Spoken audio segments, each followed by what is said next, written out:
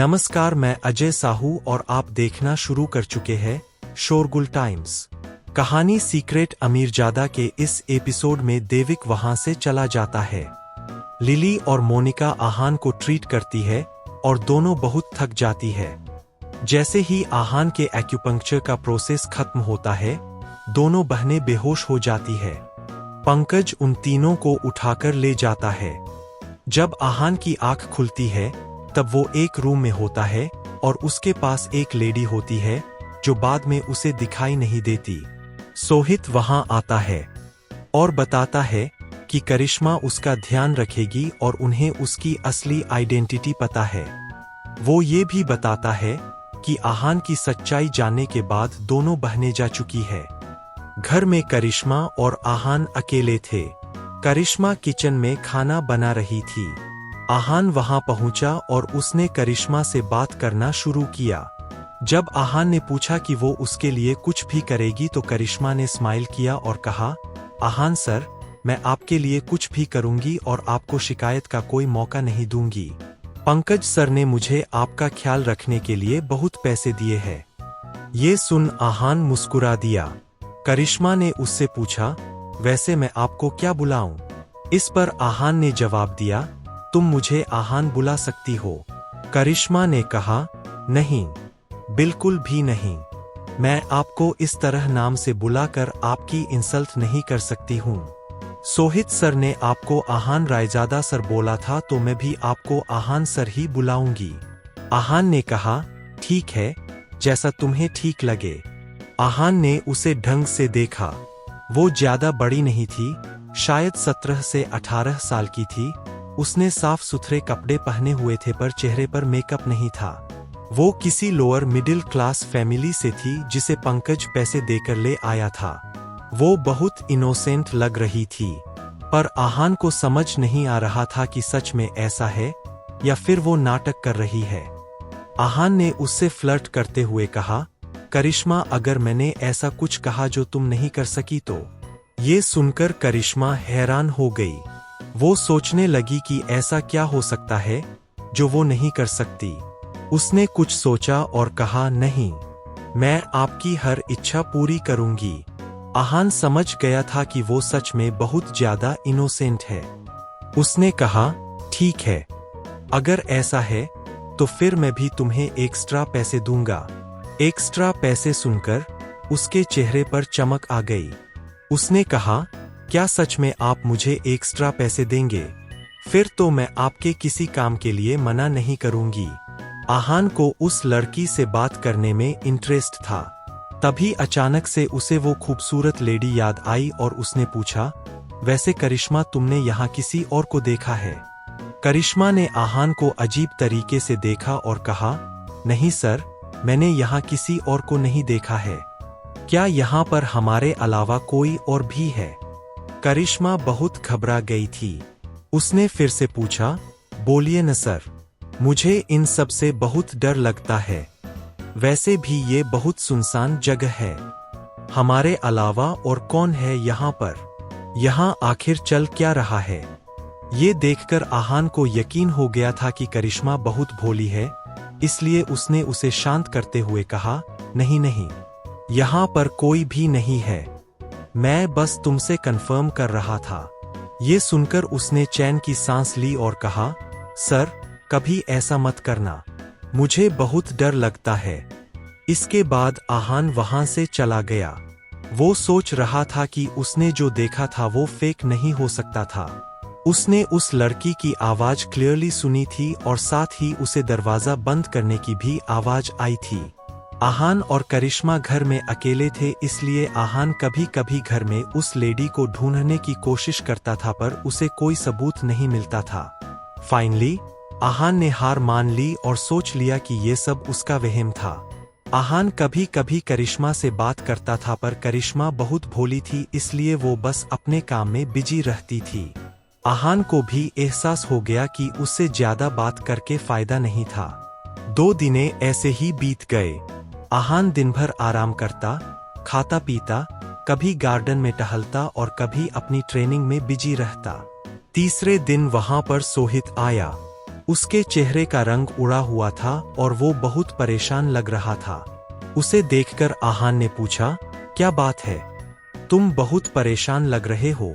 सोहित ने कहा, महाजन फैमिली में किसी को पता चल गया है कि पंकज सर आपको जानते हैं और आपके साथ कांटेक्ट में है। ये सुनकर आहान से सोचा कि इसमें क्या गलत हो सकता है। उसने पूछा, तो क्या हुआ? कहीं ऐसा तो नहीं है कि महाजन फैमिली को मुझसे कोई दुश्मनी है?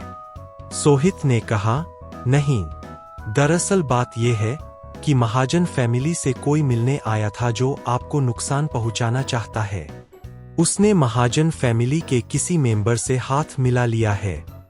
कुछ लोग हैं जो इसके खिलाफ है, इसलिए महाजन हाउस में अभी हंगामा मचा हुआ है। आहान बहुत डाउटफुल था।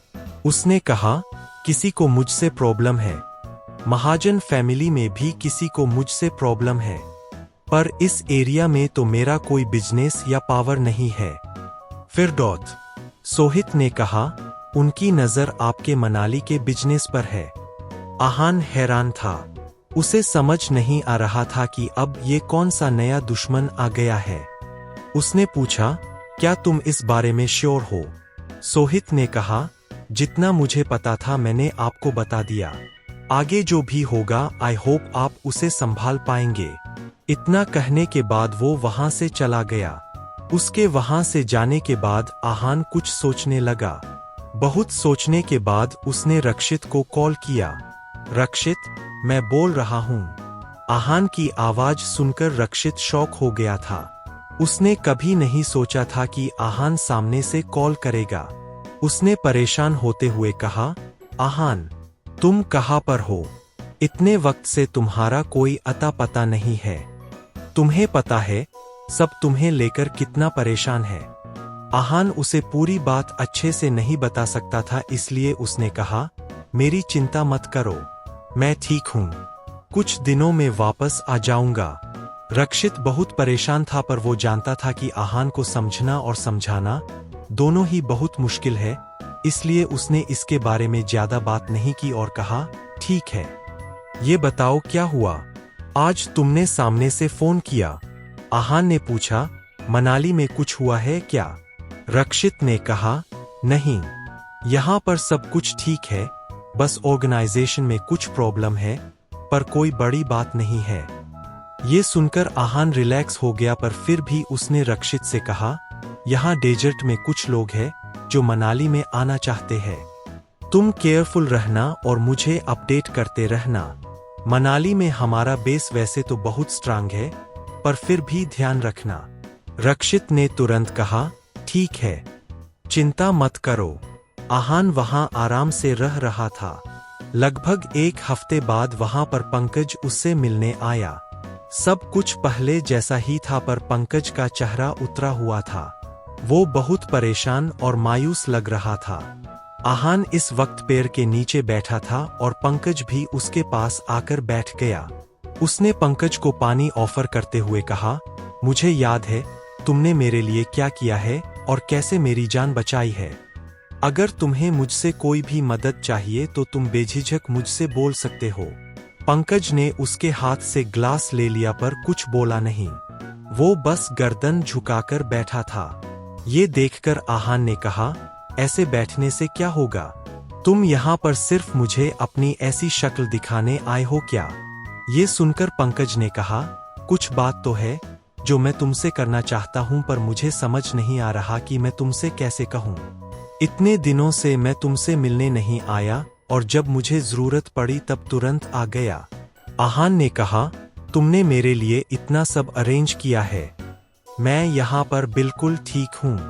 अगर तुम ऐसी शक्ल बनाकर बैठे रहे तो मुझे लगेगा कि तुमने ये सब जबरदस्ती किया है। पंकज ने कहा, नहीं नहीं, ऐसा मत सोचो प्लीज। आहान ने कहा, फिर बोलो क्या बात है? तुम जब से आए हो तब से बहुत परेशान लग रहे हो। पंकज ने पानी पिया और कहा, मुझे तुम्हारी मदद की जरूरत है, पर मैं तुमसे कैसे कहूँ ये मेरी समझ नहीं आ रहा है। पंकज जानता था कि उसे हेजिटेट करने की जरूरत नहीं थी, पर फिर भी वो नहीं बोल पा रहा था। आहान ने कहा, तुमने मेरी जान बचाई है। तुम बेफिक्र होकर कुछ भी मांग सकते हो। अगर मेरे हाथ में हुआ तो मैं तुम्हारी प्रॉब्लम जरूर सॉल्व करूंगा। पंकज ने कहा, तुम्हें तो पता ही होगा कि महाजन फैमिली में रिसेंटली कुछ प्रॉब्लम्स हो गई है। पहले मुझे लगा कि मैं उन्हें सॉल्व कर पाऊंगा, पर पंकज के बदलते हुए एक्सप्रेशन देखकर आहान ने कहा, तो तुम्हें इस मामले में मेरी कैसे मदद चाहिए? पंकज ने कहा, मुझे आपकी मदद सिर्फ एक इंसान से डील करने में चाहिए। आहान ने पूछा, वो कौन है? पंकज ने कहा, एक बहुत फेमस बिजनेसमैन। वो कुछ वक्त पहले ही यहाँ आए हैं और उन्होंने किसी प्रोजेक्ट के सिलसिले में महाजन फैमिली को कांटेक्ट किया है। देविक इस प्रोजेक्ट के लिए मान गया और अगर ये प्रोजेक्ट सक्सेसफुल हो गया तो फिर फैमिली में उसकी पोजीशन बहुत बढ़ जाएगी। आहान ने कुछ सोचा और कहा, तो तुम चाहते हो कि मैं ये डील होने से रोकूं ताकि देविक हेड ऑफ दी फैमिली ना बन पाए? तुम उसके साथ कॉम्पीट नहीं करना चाहते हो? ये सुनकर पंकज ने फ्रैंकली हाँ में गर्दन हिला दी। हेड ऑफ दी फैमिली वो ही बनना चाहता था। आहान ने पूछा, अच्छा तो ये बताओ ये बिजनेसमैन कौन है? अगर एक प्रोजेक्ट की वजह से महाजन फैमिली का स्टेटस बढ़ सकता है तो फिर वो तो बहुत पावरफुल होगा ना? पंकज ने कहा, हाँ, वो एज अलायंस के एग्जीक्यूटिव डायरेक्टर पदम है। ये नाम सुनकर आहान एक्चुअली सरप्राइज हो गया था। उसने कहा, मैंने कभी नहीं सोचा था कि मिस्टर पदम यहाँ पर इन्वेस्ट करेंगे। लास्ट टाइम उन्होंने जब 20 साल पहले माइक्रो इक्विपमेंट बनाने में इन्वेस्ट किया तब वो बहुत पॉपुलर हो गया था। पंकज ने कहा, हाँ, ये आदमी इन्वेस्टमेंट जीनियस है। ये जहाँ भी इन्वेस्ट करते हैं वो सेक्टर बूस्ट कर जाता है और फिर इन्हें बहुत प्रॉफिट होता है। पंकज कहीं ना कहीं मायूस हो गया था। उसे ऐसे देखकर आहान ने कहा, चिंता मत करो, तुमने मुझसे मदद मांगी है तो मैं तुम्हारी मदद जरूर करूंगा। एक्चुअली मैं मिस्टर पदम को जानता हूँ। ये सुनकर पंकज बहुत खुश हो गया और उसने कहा, क्या तुम सच में उन्हें जानते हो? मैंने सोचा था कि मैं तुमसे कहूंगा कि किसी तरह इस इन्वेस्टमेंट को यहाँ से दूर कर दो, पर अब क्या तुम उनसे मेरी मुलाकात करवा सकते हो? पंकज ने ऐसी रिक्वेस्ट की थी जो वो तुरंत नहीं मान सकता था, इसलिए उसने इनडायरेक्टली कहा, मैं उनसे एक बार मिला हूं और अब नहीं जानता हूं कि वो मुझे भाव देंगे या नहीं, पर मैं कोशिश कर सकता हूं। पंकज ने कहा, मुझे पूरा भरोसा है कि अगर तुम कोशिश करोगे तो वो मुझसे मिलने के लिए मान जाएंगे। आहान को नहीं पता था कि उसे इतना कॉन्फिडेंस क्यों था, पर अब जब वो कॉन्फिडेंट था तो आहान कुछ नहीं कर सकता था। उसने कहा, ठीक है, मैं कोशिश करता हूं, पर मिलने के बाद सब कुछ तुम्हें ही संभालना होगा। ओके, पंकज ने खुशी खुशी कहा और वहां से चला गया। क्या आहान पद्म से बात कर पाएगा? आगे जानने के लिए बने रहिए हमारे चैनल शोरगुल टाइम्स के साथ। बस इसी के साथ यह एपिसोड यहीं पर समाप्त होता है। इस एपिसोड को आगे बढ़ाते हुए कल फिर मुलाकात होगी। आज के लिए बस इतना ही। अब कल तक के लिए इजाजत। नमस्कार, धन्यवाद।